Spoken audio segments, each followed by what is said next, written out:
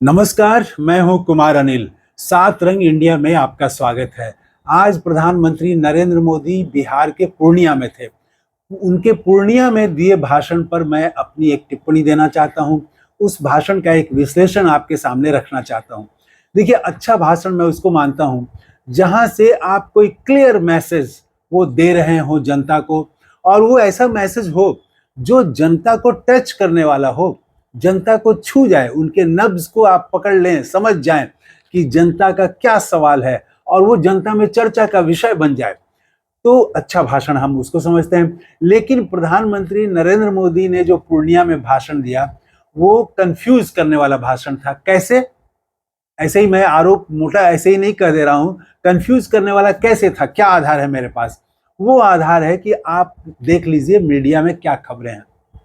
मैंने उनके भाषण के बाद में थोड़ी देर पहले ही अभी और सारे मीडिया जो ग्रुप्स हैं और जो डिजिटल एडिशन है अखबारों के और ग्रुप्स के, तो उनकी उनकी हेडलाइन मैंने देखी कि क्या हेडलाइन है। तो क्या उस हेडलाइन से ही आप समझ जाएंगे कि मीडिया वाले कैसे कंफ्यूज हो गए हैं कि क्या हेडलाइन बनाए, और जो हेडलाइन बनाई है मीडिया ने, तो क्या वो जनता को टच करने वाला है? इस पर हम बाद में बात करेंगे।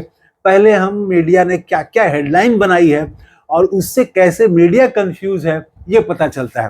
देखिए, आज तक ये प्रमुख चैनल है, तो इसकी खबर में डिजिटल एडिशन में है कि बीड़ी से तुलना करते हैं ये कांग्रेस और आरजेडी वाले। ये हेडिंग बनाया है। प्रधानमंत्री नरेंद्र मोदी ने कहा कि बीड़ी से तुलना करते हैं बिहार की, ये हेडिंग है। भास्कर, दैनिक भास्कर की हेडलाइन है, आरजेडी और कांग्रेस से बिहार के सम्मान को खतरा। तीसरा, वन इंडिया जो है उसकी हेडलाइन है, गारंटी देता हूं हर गरीब को पक्का मकान दूंगा, ये इसकी हेडलाइन है। न्यूज 18 वो तो हेडिंग ही नहीं लगा पाया है। न्यूज 18 ने सिर्फ इतना ही लिखा है, प्रधानमंत्री नरेंद्र मोदी के भाषण की 10 खास बातें। ये और कंफ्यूजन को बताता है कि इनके पास कोई हेडिंग लायक कोई चीज समझ में नहीं आ रहा है कि किसको हेडलाइन बनाए। हेडिंग का बहुत महत्व होता है। वो पूरे आपके भाषण का, पूरे आलेख का वो मुखड़ा होता है, वो उसका जिस्ट होता है, उसकी आत्मा होती है, जिसमें वक्ता का सर्वाधिक जोर होता है, वही हेडलाइन बनती है। तो देख लीजिए हेडलाइन कैसे है। उसके बाद अमर उजाला का, कांग्रेस राजद में बिहार के सम्मान को जो है, कांग्रेस और राजद से बिहार के सम्मान को खतरा है। ये है, किसी ने घुसपैठिए की बात की है, किसी ने, तो एक एक अखबार का, हर अखबार का अलग अलग है। और दो अखबारों ने बनाया है कि आरजेडी और कांग्रेस से बिहार के सम्मान को खतरा। तो क्या ये बिहार की जनता को टच करेगा? ये हेडिंग, ये हेडलाइन जो है वो टच करने वाला है? मेरी समझ से तो नहीं है। आरजेडी और कांग्रेस के विरोधी हो सकते हैं कोई, लेकिन उससे बिहार के सम्मान को खतरा कैसे है? बिहार के सम्मान को खतरा तो तब होता है जब टॉयलेट में लोग बंद होकर दिवाली में आते हैं और खड़े खड़े 18 घंटा और 20 घंटा ट्रेन में सफर करते हैं, और वो तस्वीरें पूरे देश भर में छपती हैं। बिहार का अपमान तो उससे होता है। बिहार का अपमान उससे होता है जब यहाँ पर 100 लोगों के लिए, अभी कुछ 100 लोगों के लिए वो एक रोजगार मेला लगाया कांग्रेस ने, और वहां हजारों की भीड़ जमा हो गई। तो आप 100 लोगों का बिहार में कहिए कि हम रोजगार देने वाले हैं, देखिए कितने हजार लोग पहुंच जाते हैं। बिहार का अपमान इससे होता है, ये तस्वीरें वायरल होती हैं। बिहार का अपमान इससे होता है कि यहाँ पर बिहार आज भी सबसे गरीब प्रदेश है। डबल इंजन की सरकार है, 20 साल से नीतीश कुमार हैं। बिहार का अपमान इससे होता है, सीमांचल के जो है वो सबसे गरीब इलाका है, और वहां पर 20 साल से इन्हीं की सरकार है, एनडीए की सरकार है। सीमांचल क्यों गरीब है?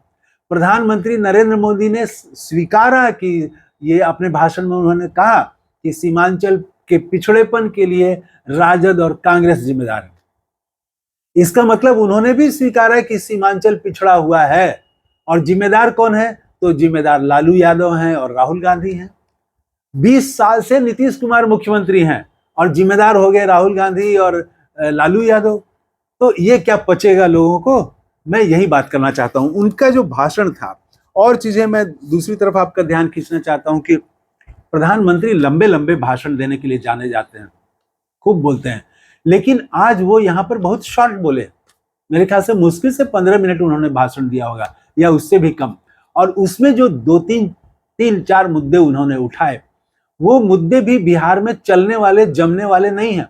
जैसे उन्होंने घुसपैठिया पर का एक सवाल उठाया कि आरजेडी और कांग्रेस वाले ये घुसपैठियों को बचाना चाहते हैं और घुसपैठियों को हम लोग बाहर करके ही दम लेंगे, संकल्प ले लिया है। असम में यह मुद्दा चल सकता है घुसपैठिया का, बंगाल के भी एक इलाके में, थोड़े से इलाके में चल सकता है। बिहार में यह मुद्दा बिल्कुल नहीं चलेगा, क्योंकि जैसे ही आप कहेंगे कि घुसपैठिया बड़ा सवाल है, लोग पूछेंगे कहां है घुसपैठिया, कितने 100 घुसपैठिया हैं जिनको आप बाहर करना चाहते हैं। अभी एसआईआर अभी चल ही रहा है, तो एसआईआर इतना बड़ा एक्सरसाइज हुआ, उसमें तो एक घुसपैठिया सामने नहीं आ पाया, तो किसको बाहर करेंगे, कौन है घुसपैठिया, ये नारा बिहार में चलने वाला नहीं है। एक बात। दूसरी बात, उन्होंने तुलना की कि जो पहले मेरे आने से पहले जो चक्कर लगा के गए हैं वो मखाना का नाम तक नहीं जानते हैं। ये राहुल गांधी के प्रति वो बोल रहे थे, चक्कर लगा के, मैंने बिहार यात्रा की उन्होंने। तो ये भी जो आलोचना है राहुल गांधी के प्रति, जो आलोचना है, ये भी जमने वाली बात नहीं है। बिहार का कोई आदमी इसको सीरियसली नहीं लेगा कि भाई वो जो चक्कर लगा के गए हैं यानी राहुल गांधी, उनको मखाना के बारे में जानकारी नहीं है। अच्छा, मान लीजिए जानकारी नहीं ही है तो इससे क्या हो गया भाई। बिहार तो मखाना तो एक समस्या है मखाना के लोगों को। वो ये नहीं बोले जो राहुल गांधी मखाना पर बोलते हैं। राहुल गांधी बोलते हैं कि मखाना जो है ये हजारों रुपया दूसरे लोगों को, व्यापारियों को फायदा होता है। अमेरिका में कितना महंगा मिलता है, दिल्ली और बेंगलुरु में कितना महंगा मिलता है, और यहाँ किसान को उसका छोटा अंश भी नहीं मिलता है। तो ये जो है किसान उपजाते हैं लेकिन वो कीमत, फायदा कोई और लेता है। ये बात प्रधानमंत्री नरेंद्र मोदी ने नहीं कही। उन्होंने ये कहा कि राहुल गांधी को मखाना का नाम पता नहीं होगा। अरे भाई, पता हो या ना हो, मखाना किसानों को कैसे फायदा होगा, उनको रेट कैसे ज्यादा मिलेगा, सवाल तो ये है, उनका दुख तो ये है। इसके बाद उन्होंने कहा कि और भी कुछ बातें उन्होंने प्रधानमंत्री नरेंद्र मोदी ने कही हैं। वो महिलाओं के प्रति उन्होंने कहा, काफी जोर दे के कहा कि पहले के राज में महिलाओं को किस तरह से उनको परेशानी थी, अब उनकी सरकार जो है किस तरह से महिलाओं का ध्यान रख रही है, कितना जीविका दीदियों और किसके लिए फंड दे रही है। इसका तो एक फायदा निश्चित रूप से हुआ है, महिलाओं के एक वर्ग को हुआ है, लेकिन व्यापक महिलाएं, सारी महिलाएं तो स्कीम वर्कर नहीं हैं, आंगनबाड़ी सेविका या और वो दीदी जो है। उन्होंने कहा कि हम ड्रोन दीदी बना रहे हैं, हम जो है लखपति दीदी बना रहे हैं। तो कहाँ ड्रोन दीदी, कहाँ बिहार में है। तो गांव के गांव महिलाओं के पास कोई काम नहीं है, बस वो घर का काम करके, वो जिससे उनको बहुत फायदा नहीं है, लेकिन मजबूरी में घर का काम करके ही वो अपना समय बिताती हैं, या खेत में काम करती हैं, अपने खेत में काम करती हैं, दूसरे के खेत में काम करती हैं। ये जो बड़ी आबादी है जो 5 किलो अनाज पर टिकी है, उन महिलाओं के लिए उन्होंने तो कुछ नहीं कहा। इसके बाद उन्होंने कहा परिवारवाद पर, कि परिवारवाद हमारे लिए तो सबका साथ सबका विकास, ये बहुत दिनों के बाद मैंने सुना, और हमारे लिए सबका साथ सबका विकास है, उनके लिए तो सिर्फ उनका परिवार है। ये बात भी अब बहुत नहीं जमती है।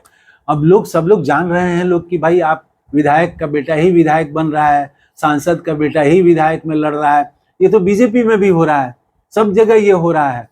तो ये परिवारवाद भी बहुत चलने वाला बिहार में नहीं है। फिर उन्होंने जीएसटी कहा, तो जीएसटी के बारे में मैं एक चीज बता दूं कि जेएनयू के छात्र संघ के पूर्व अध्यक्ष धनंजय, जो जेएनयू छात्र संघ के पहले दलित अध्यक्ष हैं, उनसे मेरी बात हो रही थी। वो गया कि अभी दलित गांवों में, काफी और गांवों में भी तो घूम रहे हैं। तो मैंने उनसे जब बात की कि वहाँ के दलित क्या कह रहे हैं, तो उस समय जीएसटी की खूब चर्चा थी। तो उसी समय वो कानून वो बदलने की ये घोषणा आई थी केंद्र सरकार की कि कैसे सस्ता होने जा रहा है और कैसे कैसे फायदा होगा। तो उन्होंने कहा कि यहाँ के दलितों के लिए जीएसटी का नाम ही नहीं सुना उन्होंने। गरीब जो है उनको जीएसटी के बारे में कुछ नहीं पता है। उनकी सबसे बड़ी समस्या है जमीन का सवाल, कि जिस जमीन पर वो बसे हैं उनके पास कोई कागज नहीं है, या तो सड़क किनारे बसे हुए हैं गरीब, या सरकारी गैर मजरूआ जमीन पर हैं, या ऐसी जमीन पर हैं जिनको सरकार कहती है कि ये जंगल की जमीन है। तो उनके पास कागज नहीं है जमीन का। और कांग्रेस के इंडिया गठबंधन ने इसको एक मुद्दा बनाया है कि उनकी सरकार बनी तो हर गरीब को जिसके पास रहने के लिए जमीन नहीं है, घर नहीं है, उसको 5 डिसमिल जमीन सरकार देगी। तो उन्होंने कहा, धनंजय ने कहा कि जीएसटी यहाँ पर कोई मायने नहीं रखता है, जीएसटी का नाम भी नहीं सुना लोगों ने। गरीब के लिए वो जमीन, रोजी रोटी, ये बड़ा सवाल है। तो हाँ, जीएसटी जो अपर मिडिल क्लास है उसके लिए है, जो बाइक खरीदने वाला है उसके लिए है कि जीएसटी कम होने के कारण बाइक कितनी कम हो गई है, तो मिडिल क्लास का ये मुद्दा है। उनको कुछ हो सकता है कि प्रधानमंत्री नरेंद्र मोदी के इस सवाल से, इस कार्य से उनको कुछ फायदा हो, लेकिन उनके मन में भी ये सवाल है कि ये सब इतना दिन जो आप बढ़ा के लिए, उसका क्या? और अब आप अचानक चुनाव के पहले कम कर रहे हैं कि ये कम कर रहे हैं, तो ये जो वसूला, और इसको जो कम कर रहे हैं इसको सौगात कह रहे हैं, और जो वसूला उस पर बात ही नहीं कर रहे हैं कि आप ये कई वर्ष से जो वसूल रहे थे लोगों से, तो अभी भी पेट्रोल का दाम इतना ज्यादा क्यों है? तो इस पर बात नहीं। अब जिस दिन पेट्रोल कम करेगी सरकार, उस दिन कहेगी कि देखिए सौगात दे रहे हैं। तो ये सौगात जनता का अपमान करने वाला शब्द है, और ये जो गिफ्ट देने आ रहे हैं ये अपमानजनक शब्द है जनता के प्रति। ये जनता का ही पैसा है, और जनता का ही पैसा आपकी जिम्मेदारी है कि आप खर्च करें। मैं पिछले वीडियो में भी ये बात कह चुका हूं। तो ये सौगात उन्होंने कहा कि हम बड़ा सौगात देने वाले हैं नवरात्र से पहले, तो उसका बड़ा फायदा यहाँ पर बिहार जैसे प्रदेश, हाँ गुजरात को फायदा होगा जहां पर प्रति व्यक्ति आय ज्यादा है वहां, लेकिन बिहार तो सबसे गरीब प्रदेश है।